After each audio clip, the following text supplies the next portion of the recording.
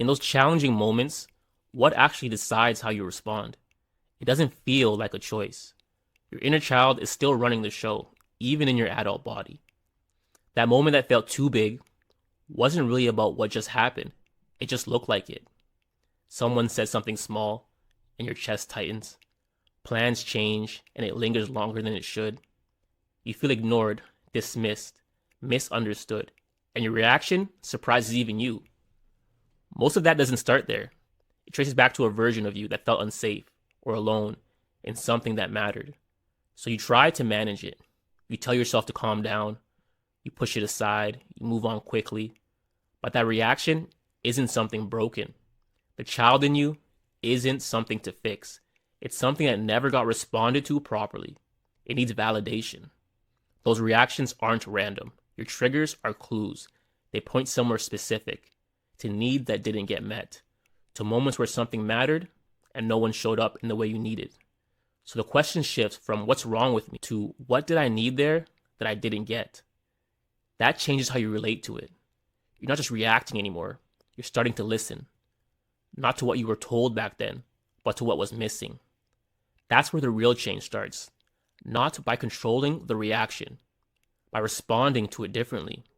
That's what reparenting is, not a concept, a decision you make in real time to respond to yourself in a way you didn't experience before. You become your own reference point through small, consistent moments. When something hurts, you don't brush past it. When something matters, you don't talk yourself out of it.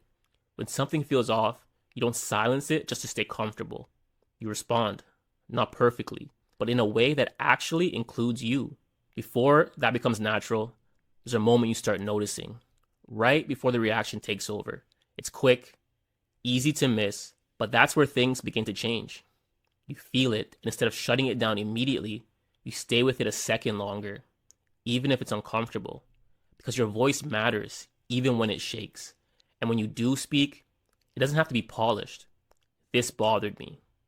That didn't sit right. I don't fully understand it, but it matters. That's enough, because your pain doesn't need performance. It needs expression. Every time you do that, you interrupt the old pattern and you replace it with something else. Safety. Not something you wait for, something you start creating in how you treat yourself, in what you allow, in what you stop overlooking. And as that builds, something returns that you didn't realize was missing. You feel lighter in moments that used to feel heavy. You stay present in conversations that used to pull you inward. You stop bracing for things that aren't actually happening. Because a part of you that used to get shut down is finally being included. And for a long time, you might have carried an ideal about yourself, that you were too much, too emotional, too sensitive, too difficult. That wasn't true. You were reacting to something real without having what you need to process it. And you adapted. Now, you get to respond differently in how you listen, in how you speak, and how you treat what you feel. Because the way you speak to yourself becomes the environment you heal in. So shift the tone, not harsh, not dismissive, accurate. You're still learning what to do with things you had to handle too early. And that doesn't just change you, it changes what you carry forward, what stops with you, what doesn't get repeated. And over time, that changes more than just your reactions. It changes how you experience yourself. If this felt familiar, pay attention to it. There's a reason it does. And it connects directly to something most people misunderstand about themselves. How what drives them is often tied to what they never felt secure in. That's what we're getting into next. Overachieving and perfectionism, the disguised wound.